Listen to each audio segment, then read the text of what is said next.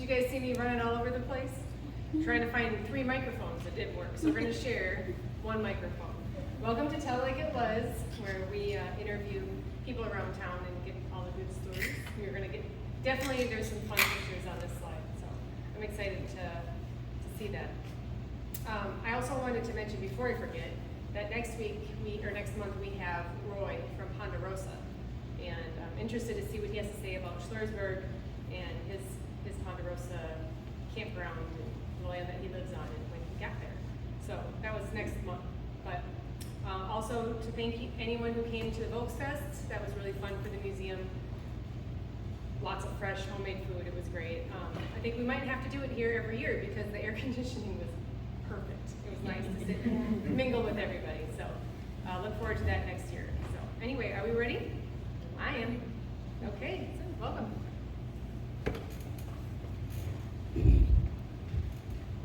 Leroy, this is not a repeat from last month. I will maybe, you might hear a few stories duplicated. But when I was getting ready for that presentation, I realized how much of my family was interconnected with everybody else in the community, which really is not a surprise because of the small communities. You didn't travel to meet people, but I said, you know, there's enough stuff here to make the connections between all the stores. So that's what we're doing tonight. We're going to talk about the Paul Nienhueser store in Femme Osage, which was my family and Phyllis's family. And we're going to talk about Haferkamp Store, which was Janet's dad. And then Fred Knoernschild store, that was my uncle. Leon and Joyce were his kids, and they were not able to come tonight. So I'm going to try to fill in as much knowledge as I can remember about that. So, this goes back to the Gerdemans, and that's a different spelling because it's a different family from the Gerdemans that around here in Augusta. They had a store in Kaplan, and that was Henry and Lena Gerdeman. And they had 7 children. And out of those 7 children, 2 will become very important in this history. That's a picture of the store way back when, and if you drive through Kaplan, you can see it yet. It still stands, but I didn't get a current picture of that to compare. Theodore Nienhueser was Phyllis's grandpa, and John Paul was my grandpa. And they worked at the Gerdeman store in Kaplan. Now, they lived in Femme Osage, and okay. Anyway, they boarded there at the Gerdeman store, and they became very fond of 2 of the Gerdeman daughters, Laura and Emma. And they learned how to do the storekeeping from Mr. Gerdeman. And when there was a store, they wanted to start on their own business. And when the store in Femme Osage became available, they bought it. And then they from Nippenberg on January 1st, 1908. And then they got married in a double ceremony to the 2 sisters on May 3rd, 1908. So that's where the connection started. So from Laura Gerdeman and Theodore Nienhueser, they had Irvin and Myrtle and Lester. And Irvin married Alberta Sander, Myrtle married Herbert Schnarr, and Lester never married. And so this is where we're gonna hand it over to Phyllis here. And No, you can Janet. So we have on here the Laura side, and Laura and Theodore had Irvin, Myrtle, and Lester. But we're going to start it off first with how Irvin was married to Alberta. Oh, Mom, don't press the buttons. Yeah. Too far. Irvin was married to Alberta Sander. And Alberta's sister was Olga Sander. Olga then married Arthur Haferkamp. And they had one child who is with us tonight, Janet Ford. So now we passed off to Janet.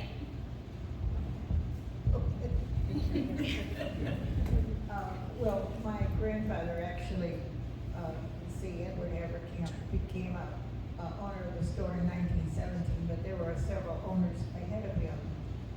And then later on, Paul Nienhueser and my dad owned the store together. And then, okay, can you hear me? Yeah, better. Okay, and then it turned into Augusta Mercantile, and at that time, I found some documentation that Harold Hiffmeyer was a partner in the Augusta Mercantile, and he was the butcher, I think, and he later had a butcher shop of his own. That's as much as we can put our heads together on that, but he was a partner in that Augusta Mercantile. And then my dad bought that store in 1942 and sold it in 1963 to Mr. Steelman, and I don't know how long that stayed open after that. The big thing I remember about the store, in the early 40s, it burned. And that's a picture of my grandfather and my dad there. And I can remember the fire had happened in the middle of the night. And anyway, there were two people that lived upstairs, and they were stranded up there on the balcony that's over the street. And I also remember the fire department standing by my dad's safe and throwing all the the bills out of the safe out the back door, and there were women from the town, and I don't know who they were, but they were sorting all the charge tickets, because everybody pretty much charged everything. And so they were trying to say that there were three parts to the store. That first one you saw was the main store where the groceries were. Then this was called the annex, and this was hardware. And that had a lot of damage too, but it was mostly on the ceiling, I think. And then there was another part that was called the barn. And that's where the cattle feed was, and appliances, and I mean, they sold everything. And another big thing I remember, other than the fire, a big thing was when it was Klondike payday, because everybody ran a tab. And so they would get their checks and they would come in, and it was my job when I was able to drive to go to the bank and get enough cash to cash all these checks. And it was a really big, busy day. And then the war was going on, and so everything was rationed. Well, the meat, the sugar, so everybody had to have their stamps. And I can remember walking down the hill, because we didn't have a car. And the day that the meat came in, there would be lines down the street, almost to the garage, waiting for Dad to get down there and open the store, so that people could, buy the meat. Let's see what else.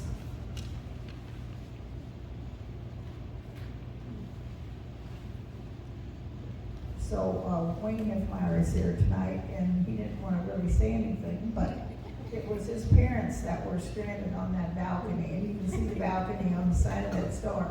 And I remember that like yesterday. I can see him standing there, Harold and Louise. And my dad sold gas, so there's the gas pumps. And he would take orders for cattle feed, and the farmers would order it, and then it came out in a boxcar on the Katy train.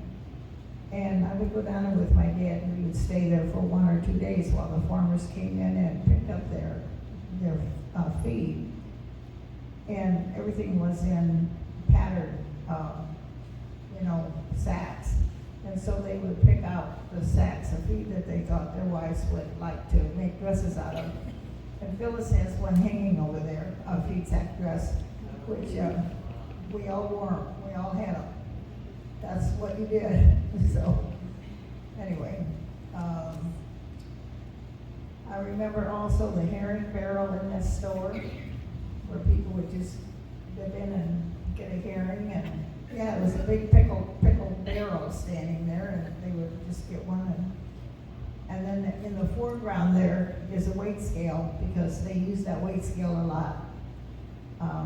And then the building behind it was called the barn, and that's where the feed was.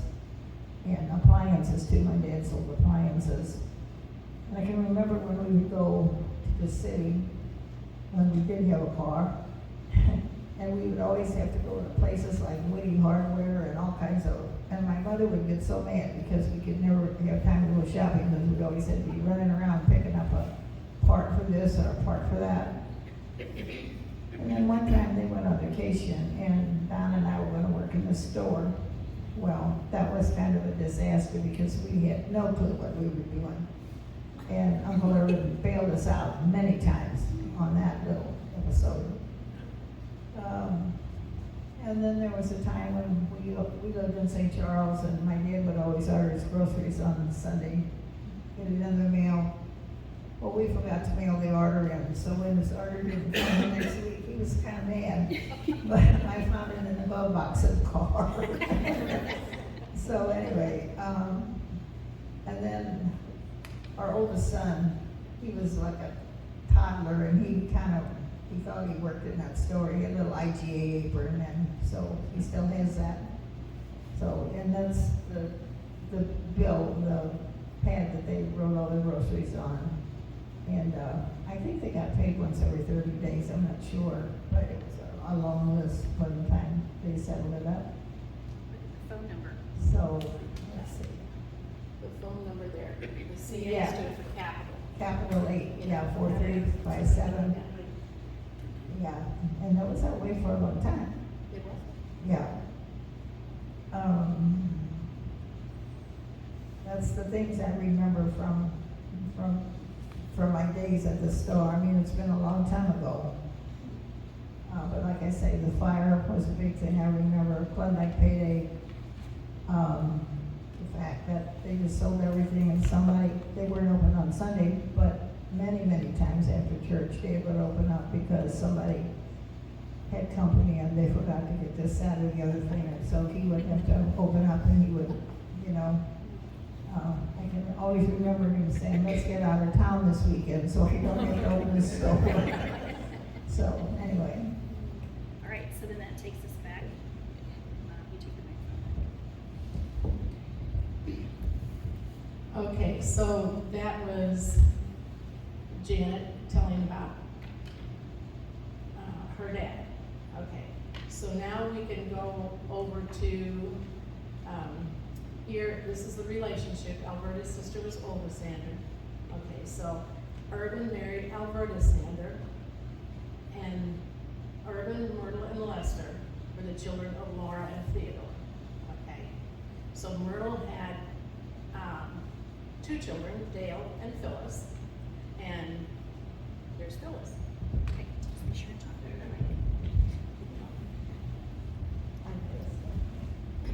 All right.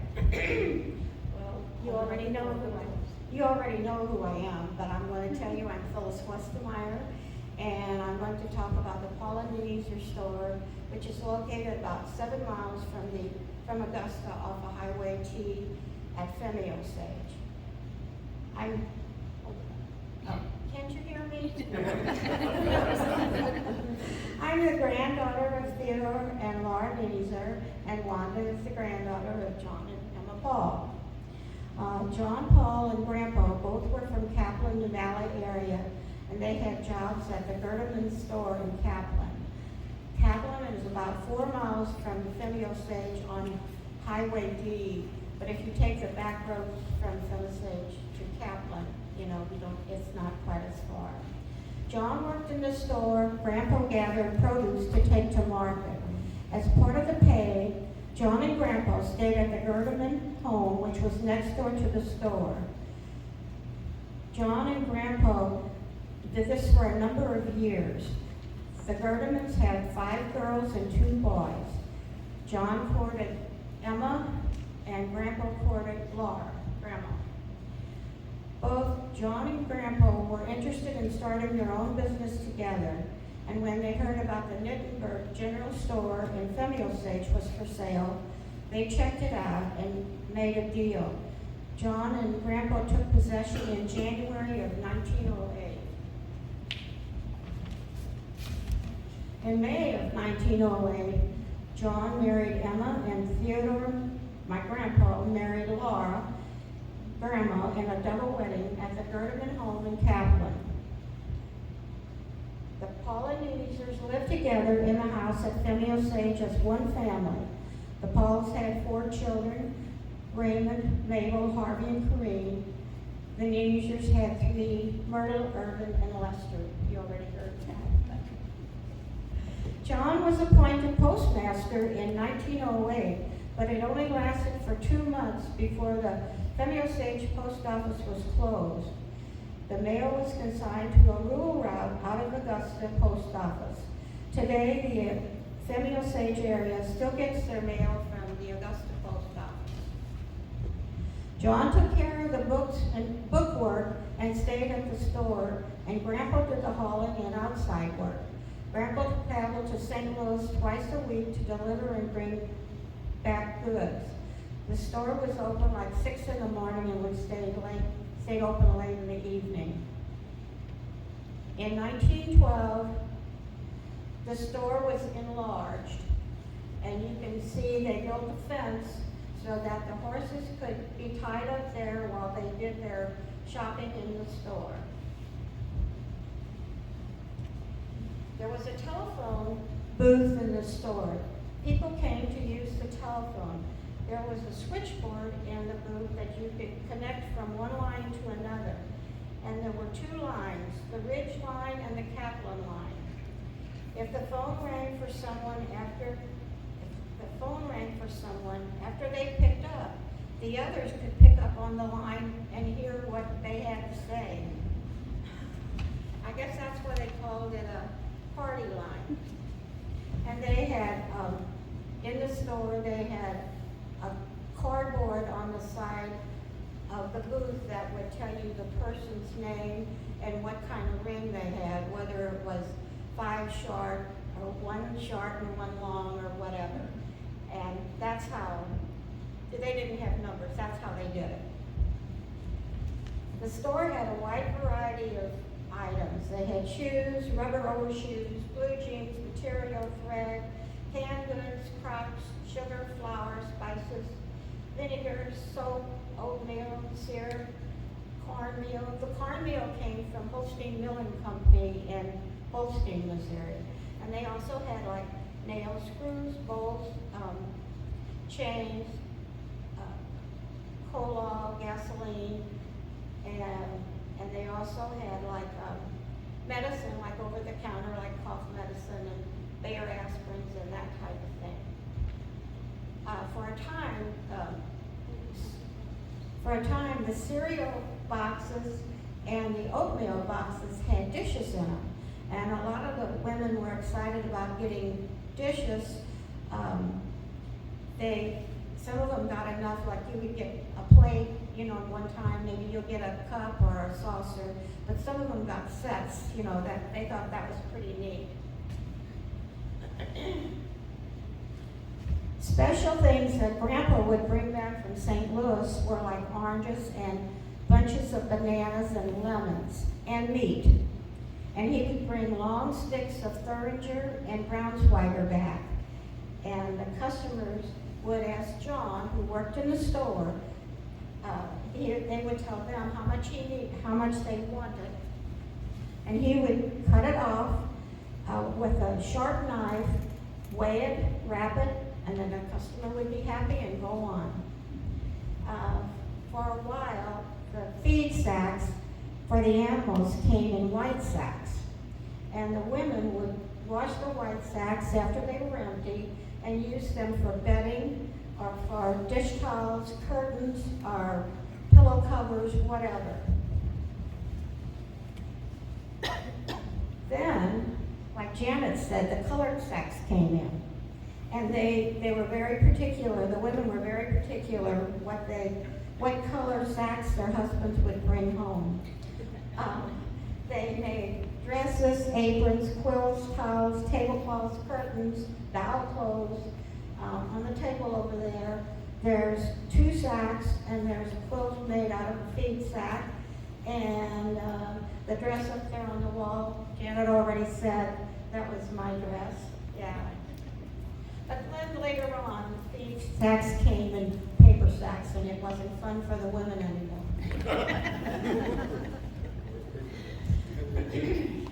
In the late 30s and early 40s, the lean-to was added to the store. The lean-to is that thing over there. Yeah.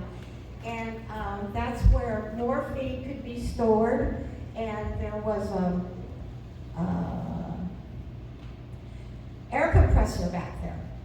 And a lot of people came there to change their tire or to air up their tire, and or even just to blow out things, you know, to blow out dust or in a motor or whatever. They used it for that. And then they had a scale on wheels in that lean-to that some farmers used, you know, if they wanted to know how much something weighed, they would come to the store if they wanted to sell it to someone else.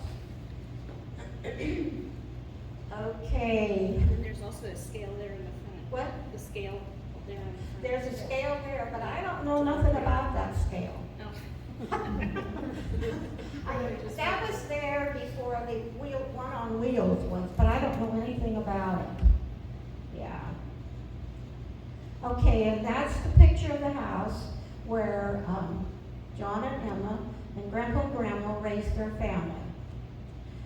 And that is Grandpa and Grandma and John and Emma.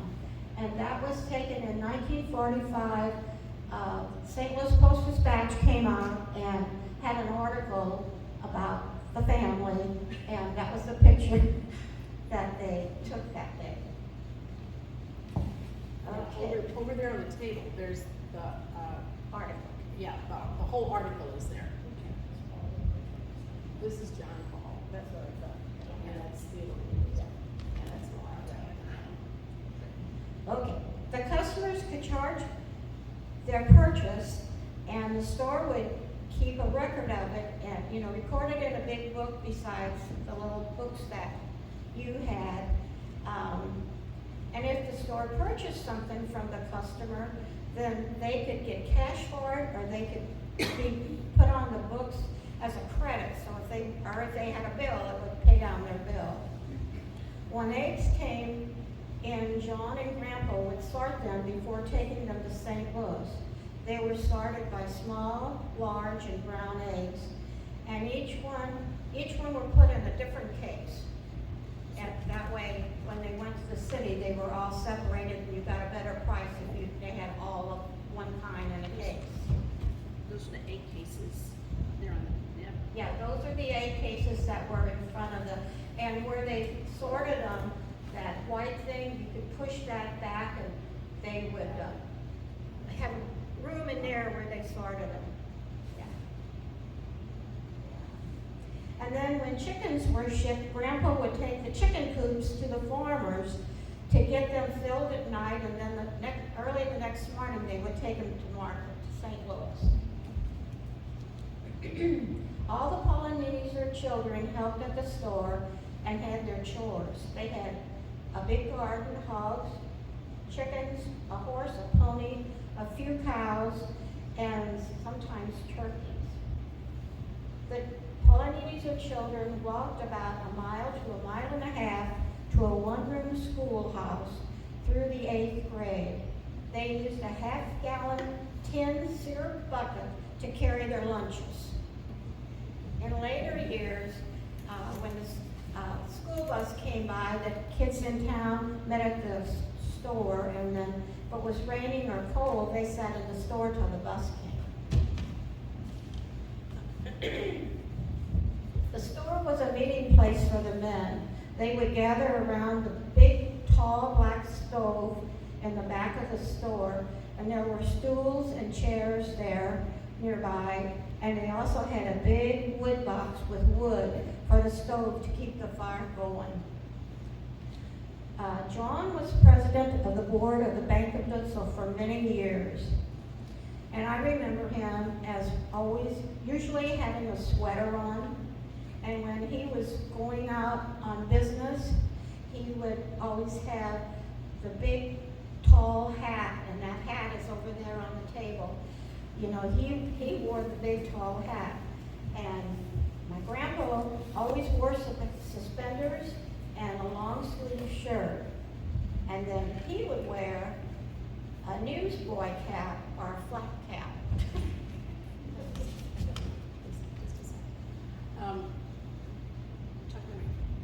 Well, yeah, the hat. Okay. The hat, my brother Randy wore in the sesquicentennial celebration when they did the play about the town of Augusta. And so he had gotten that from my mom. And so then when my mom was deceased, then that went to Randy. And Judy gave it back to me 2 years ago. And last Christmas, Scott, Jody's husband, got it as a Christmas present. And both of the guys, you will notice, had mustaches, and that's the only way I ever remember they both had mustaches. The Paul Nienhueser family was very active in the church. The church is across the creek from the store, and this was the first evangelical and reformed church west of the Mississippi, founded in 1833. The church celebrated their 190th anniversary last year, and the church is now known as Femme Osage United Church of Christ. Church bell was rung by John on Saturday evenings to remind people of service on Sunday. If someone passed away, the bell was tolled at noon each day by John and either John or Grandpa until the burial. A horse-drawn hearse carried the casket to the cemetery. Grandpa was the driver of the hearse.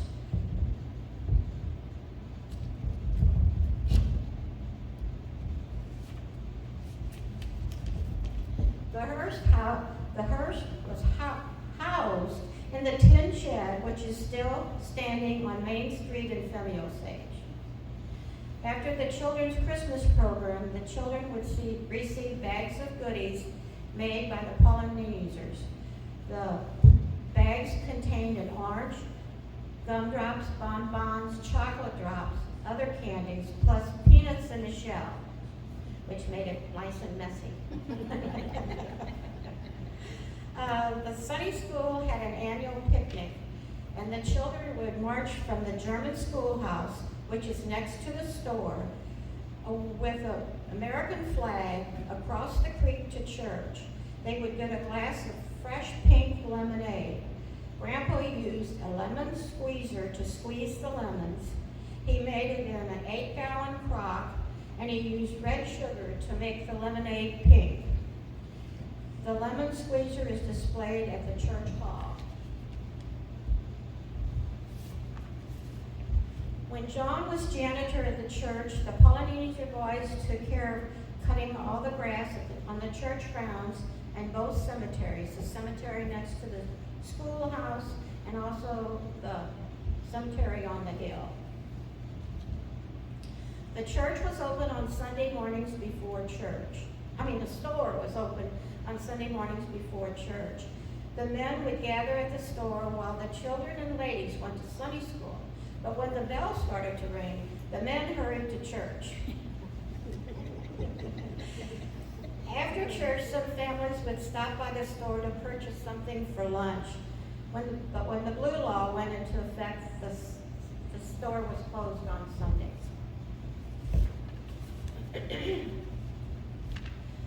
For a time, the Paul Nienhuesers gave gifts at Christmas. They gave calendar plates, plates with cherries, plates with leaves, clear plates, rolling pins, jar openers, thermometers, spool sewing rack, cookie jars, and other items. And some of that is on display on the table over there. The store closed in 1964 after 56 years of service to the community. John and Emma and Grandpa and Grandma rest together in the cemetery on the hilltop above the peaceful valley of Femme Osage. I forgot one other thing I was gonna say about the store. When my dad died and we had all the records, there were a lot of, names in there that families still live here in Augusta as to what they bought, what they owed and everything, and I threw them all in the trash. Because I didn't want people to look at that and say, oh my goodness, my grandfather owned Arthur Haferkamp $100 or whatever, and I just thought that was nobody's business, and I threw it all away. So anyway, I don't know where it landed. Can I add to that? That Anita one time took one family and found out what they ordered, what they needed in a year. And she kind of did the same thing. She was afraid to name names or say how much they owed, but she wanted to see what people bought within a year. And it was interesting. Yeah. But I agree. No one needs to know. So this takes us back. Okay, hang on just a second. Okay, so, This takes us back to the 70s. okay, so we have, Raymond, my Uncle Raymond, Aunt Mabel, Harvey and Olga, they were my parents, and their sister Corrine, my dad's sister Corrine. They also had a little girl Vera that died at birth. Okay, so now as we see this connection, okay, Mabel and Harvey were brother and sister, okay? So Mabel married Fred Knoernschild. They had 2 children, Leon and Joyce.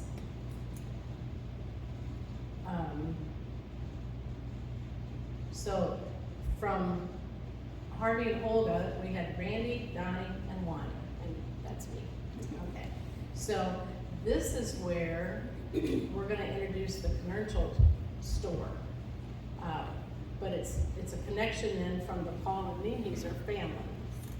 Okay, so Freddie and his brother Reinhold Knoernschild bought the store from John Meyer in 1938.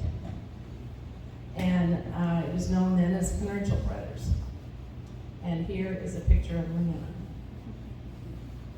And the kids would come and they could get a Christmas gift from Santa. So that was pretty big. Okay, this was Reinhold and this was Freddie.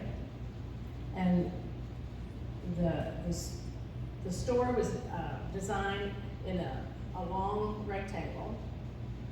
And I was trying to, as I was trying to reminisce and gather some information, I could picture all of these things in my head. And so I'll get into that in just a little bit. Okay. So, and of course there's Leon again with his dad. But you can see how they utilized all the space they could, and the shelves were filled. And Leon had told me when I was talking with him, he said, it wasn't a self-serve like you go in a store now and get stuff off the shelf. Usually there was a counter in front, and then the canned goods or whatever you wanted was on shelves behind it. And so you asked for it, and then you were given that to them. This is the meat case that I remember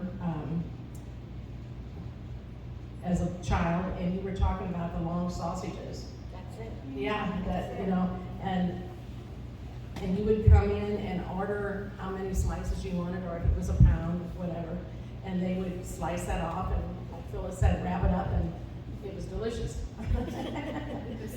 The weight on the scale that's on top of that. Yeah, there's the scale, we'd weigh it.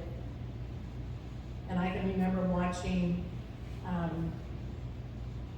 Frances Knoernschild, Freddie's sister, Frances Onley, and when I was little, and if I was down there to get an order of lunch meat, then Mops or Frances, and they sliced me a little bitty thin slice and handed it to me as a snack. So that was neat. Okay, so Freddie and his brother Reinhold had the store together as Knoernschild brothers. And then Reinhold moved to Matson, and he bought the Matson store in 1940. He married, okay, here's a current picture of that building. Okay. He married Lorene Nodler, which was my mother's cousin. So now the Knoernschilds we were related to the Knoernschilds through my dad's sister, and then also through my mom's family, Lorene Nodler. So the web gets a little thicker. Okay, so here the store is known now as Fred Knoernschild's store. And this is my mom, and let's see, there was Sachs Tegemeyer, if that is a name that anybody remembers. I don't even know what his real first name was. And then Reinhold, and I think this is Freddie, and that must be Sachs. So, okay. They had all kinds of stuff also in the store. Materials, sewing notions. I can remember walking in to the right when you walked to the front door, and by the way, the stone step by the front door was worn down from people walking on it all the time. I'm not sure that that's still there. I think maybe it was replaced with a concrete step, but I remember that step being indented. I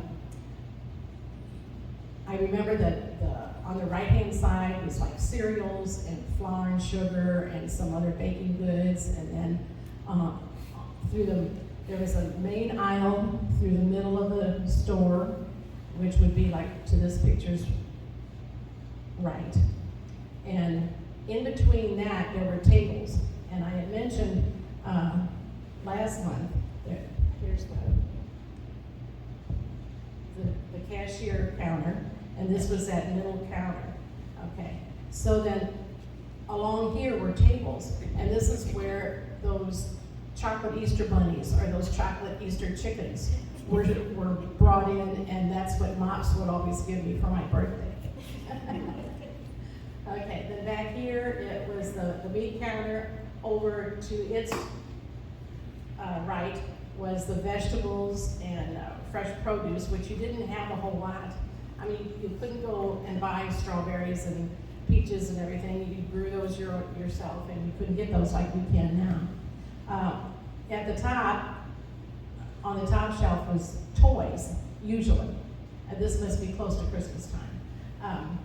But I can remember up here, when I was little, I just admired a doll and would come in there, and apparently Mops or Francis, I think, must have told Mom and Dad that she really is eyeballing up that doll. So it's over there on the table. And that's her original dress. I could only find one shoe, but you know, that's the way it is. Okay, so then there was a ramp down here to the lower level, and they had the shoes, and hardware was back in there. In this section, still on that main floor, was sewing notions and nail polish and shampoos and things like that. The workers here, this is Louise Kemner and Freddie and Socks. And you can see the different clothing that was in there. So this is like the middle of the store, right in through here.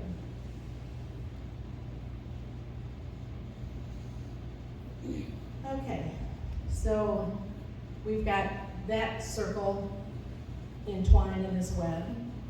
Okay, so I had said that my mom and Lorene were first cousins. Okay, so that continues that web. We can back up here to Aunt Corrine, my dad's sister. She married Charles Beatty from Femme Osage, and they had 4 children. And later on,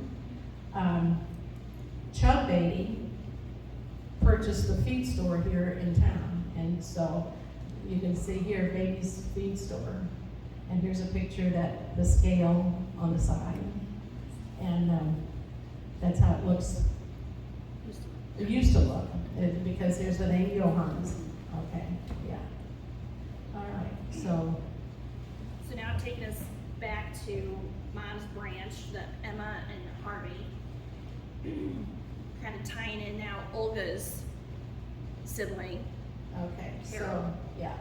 So Dad married Olga Hiffmeyer. Olga's brother was Harold Hiffmeyer. And Harold married Louise Shearbaum. They had 4 children, Melba, Wayne, and Rita, and a daughter who died at birth. Okay, Wayne is here, and the reason this is all connected is because Uncle Harold was a partner with Urban and Arthur.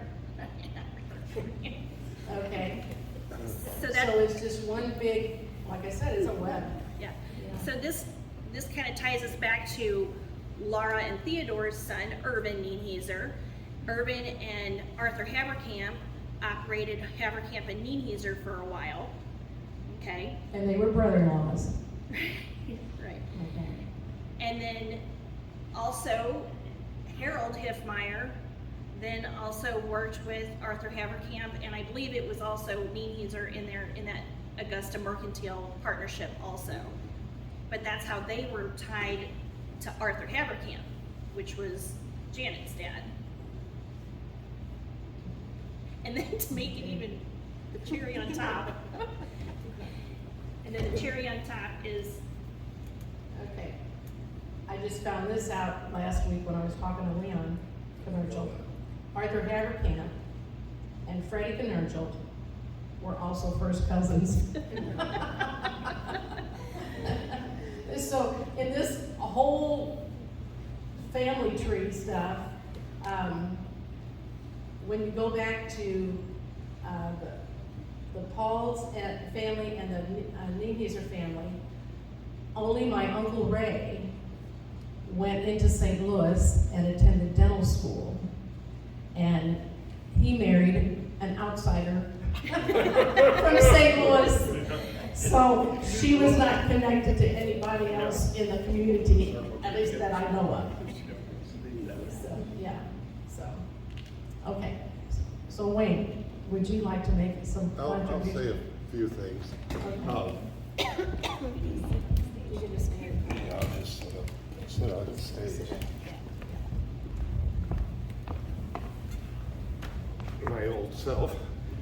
We moved from Augusta to Winslow when I was about 5, so my recollections aren't vast.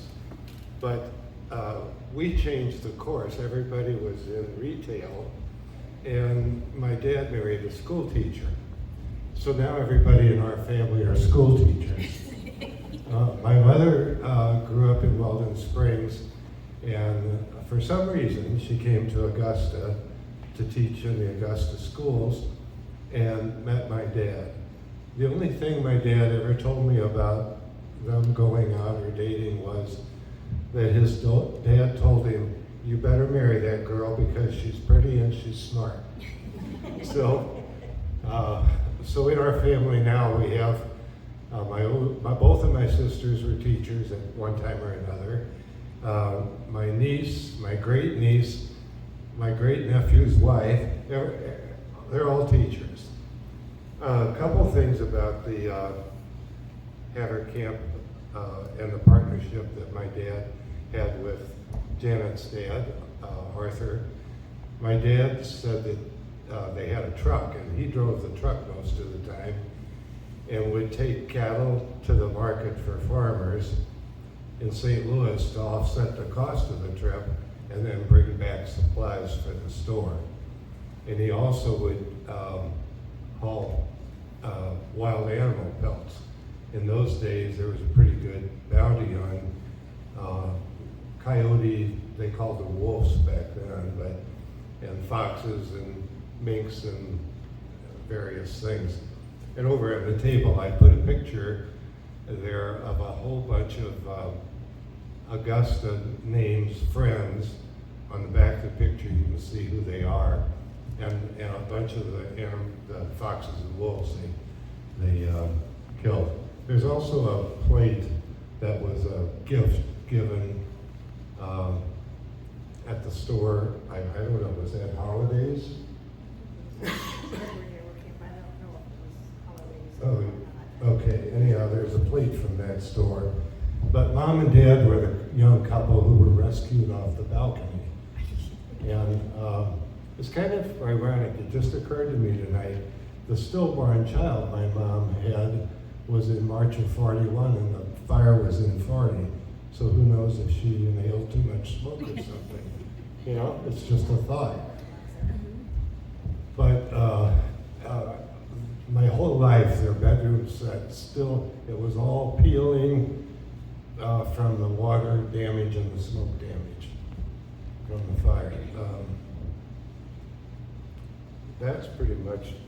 Talk about the animals getting away from your You know more about that story. I heard it, but I forgot it.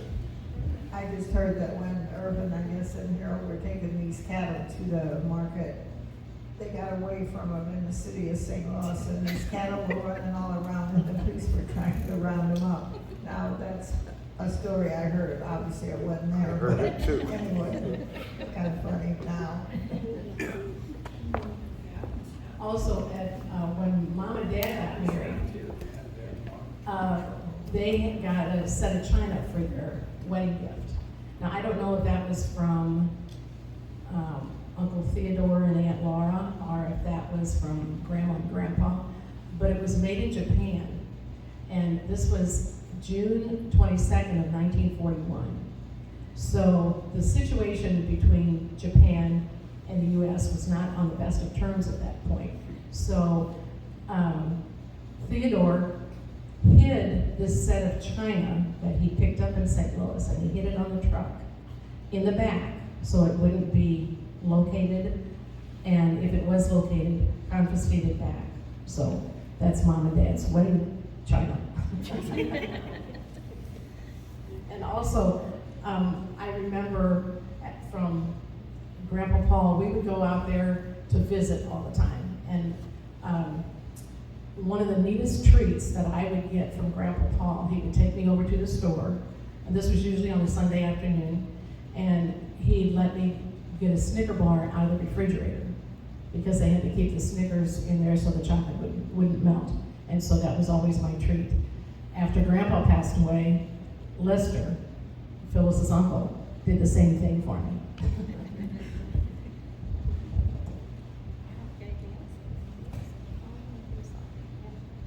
I think that should.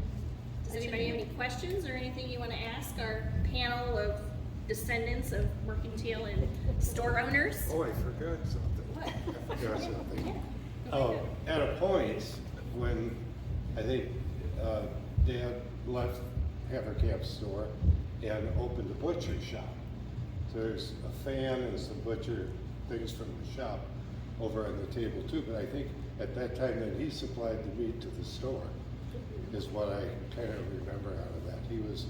My dad was always sought after all my life that he was alive. Anytime anybody would butcher, they wanted him there because he did the cut steak and all that kind of stuff. So he was kind of a jack of all trades for a while. He was a farmer, a butcher, a store owner. Oh, then he also ran a tavern in Augusta. That's a little bit of a story.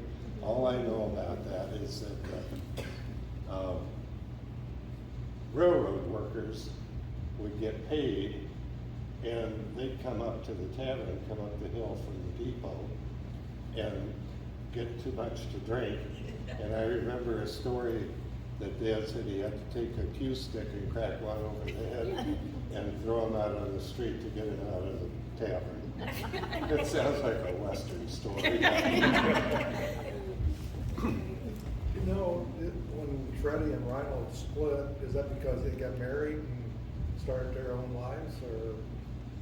Yeah. I don't know, it might just have been that the store became available to Reinhold, and they decided, hey, this is a good deal. I So remember I'll going run in the that Matson store. store a lot, but they had the post office thing and Yes, the little cubby yeah. holes. Right, yeah. The memorabilia over there is really worthwhile looking at. I had gotten, I don't know where I got it from. I think it was probably in Mom and Dad's things. And there was a checkbook from the Paul Nienhueser store. And it was from a big checkbook, and the checks were big, and so we were given a page of those blank checks, but it was from the Bank of Augusta. So that was neat. And Janet, you have a coin bank, like a piggy bank type thing from the Bank of Augusta. So pretty neat to have some stuff like that. Are there any other fond memories of going to the store, or some of the favorite purchases that you guys remember? No? I just know when Earl and I got married in '63, we bought a stove from Haferkamp Store. We bought a television and a refrigerator from Freddie Knoernschild Store. And I still have that sale bill. Is it paid off? Do I owe you anything? I think it was only like $145. Well, I have the sale bills from Freddie's in my Yeah. purse. Yeah. And the refrigerator was a Philco, and it was $329. The television was, with the stand, was $184, but I can't remember, we must have turned in a television, because we got $20 off, so we owed $164. What I think is so interesting about the whole concept of ordering things like refrigerators and stoves, and Augusta had a Chevy dealership. There's just the fact that there was so much commerce that was created and happened here in Augusta. People did not have to travel the way we have to travel today to get something purchased, and these stores kind of helped the town survive and the people surviving, by providing the goods and the services and the things that they needed, and then all those extra things that they wanted. Also, the stores delivered. Yeah. If you were called in, or if you sent somebody there and said, this is my order, can you bring it? Yeah, they brought it to your house. They were ahead of their times. They were. But for free, right? Yeah. Anything extra. Here's the DoorDash. Free shipping. I even remember going to pick up customers who did not have a car. I remember there was one lady, I can't remember her name, but she had no way to get to town, so since I could drive, I would go pick her up. And one day we made a 360 on the icy road. I think it was on Femme Osage Road, but I'm not sure. It scared the heck out of me, I know that. But we made it, she got her groceries, I took her home, so. Did she ever ask you to do that again? No. If it wasn't the road. Well, Glenn and Pat Frank bought the store, Knoernschild store. Well, it was let me get these, yeah. Okay, so let's see. In '68, Mel Ford bought the Knoernschild store. And then in January of 1982, Glenn and Pat Frank bought it. And then it closed in the fall of 1984. I did a lot of my shopping in Augusta at the stores, as well as in Defiance, until those stores all closed. And then by that time I was teaching, and then I had to run over to Washington to get my groceries. But otherwise, that was really a mainstay for people. I thought it was interesting, everything was pretty much sold on credit. Like, I remember when my parents would go in and Mops or Francis would get the little Yeah. book out, put it on, and then payday come, he'd go in and pay his bill. You mentioned Glenn Frank. He's actually going to be doing our August Tell It Like It Was, but only by video, and he's going to talk about the store. So Yeah. perfect. Good. We'll tell that story then next. Yeah. So I guess if there's no other questions, I always do like to ask what are your hopes for the future of Augusta? And since we're talking about the general stores and how important they were to the town, like you said, just every need, whether it was delivered, called in, a special order, or just the basic needs for everybody. I guess looking, instead of just a blanket over the town and your hopes for the town, maybe more specific on what we could use here moving forward. I know it feels like it's so easy to order something online and have it delivered, but there's something very special about what you just described in the connections to the town and what they needed and how you provided that, your families provided that. So maybe tap on that part of it, is just what do you see in the future? Or what we can maybe bring back to town? Well, I think your general store, I mean, Johans did, they kind of did short supply items that they kept in their store. But I don't know that you're ever gonna get that kind of atmosphere back because it's too easy to order online and have it delivered to you at home. Or you have other activities in Washington or Harvester area and you can go get your groceries there. So I really don't see that happen. I wish it did. I think it would be nice. I think it really would.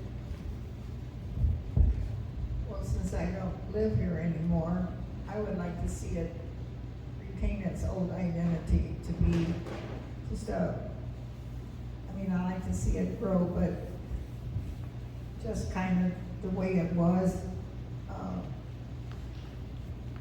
Now when people hear Augusta, they think of the wineries, and pretty much everything else just goes by the wayside, and I just think that's a shame. Not really, but it's very hard for the little stores to make it because of all of the big stores. The prices just cannot be compared.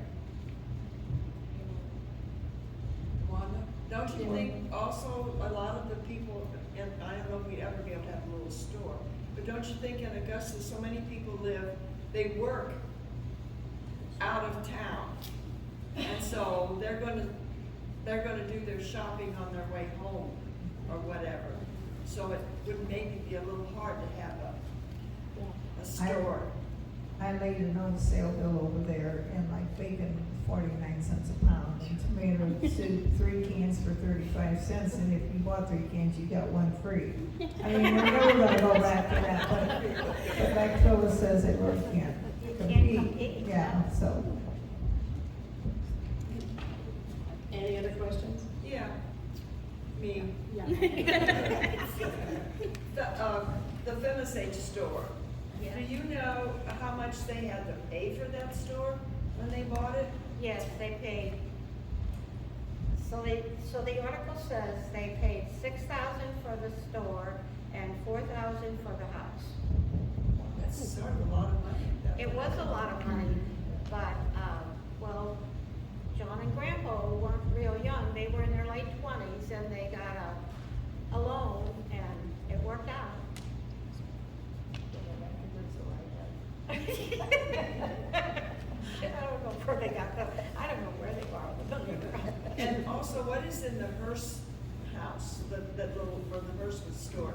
Is that used for anything, or is it just empty? I don't know. I'm gonna check Sunday, but maybe it's for storage. I think,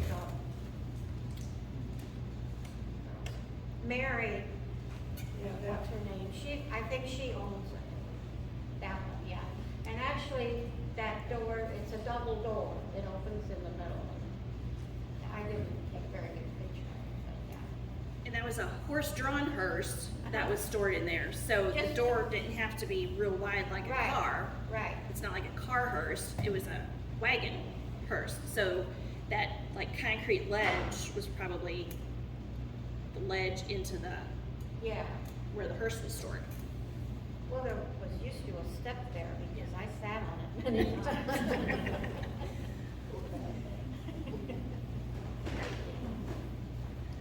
Yeah, I think, Adele's got a question. Yeah.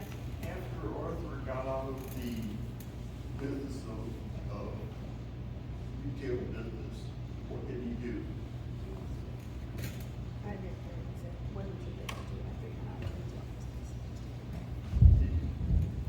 For a little while, he worked at Bishop's Wholesale in Washington. My mother also worked there, but then later on, he was a meat cutter for BB Meats on, let's see, in Marthasville.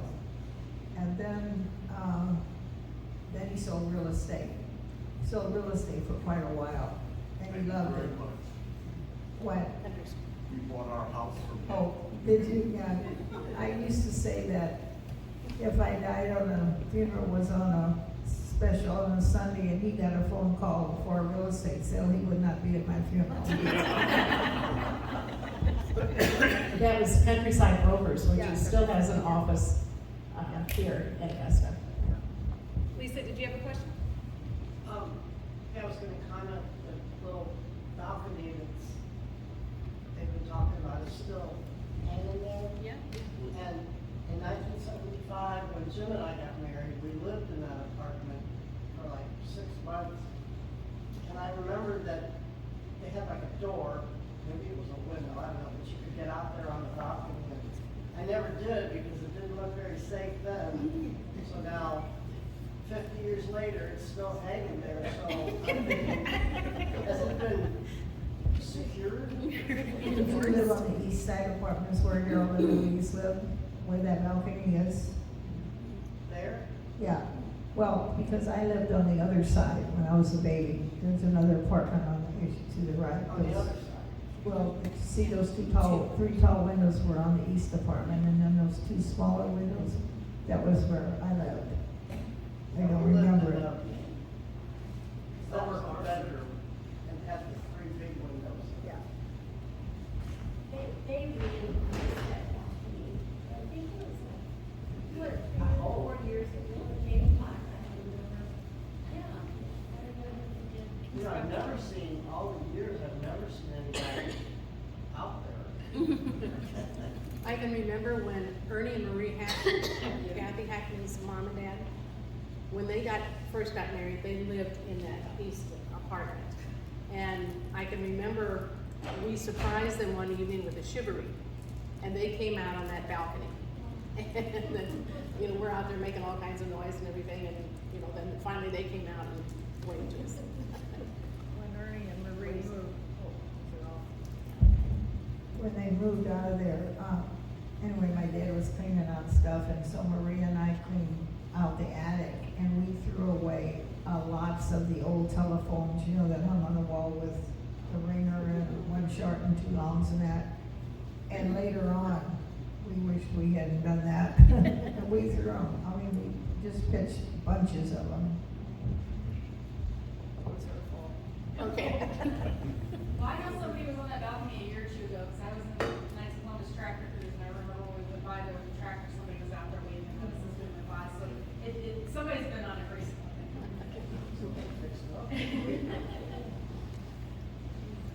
All right, well, if that's it, fantastic. That was great, ladies. Thank you so much.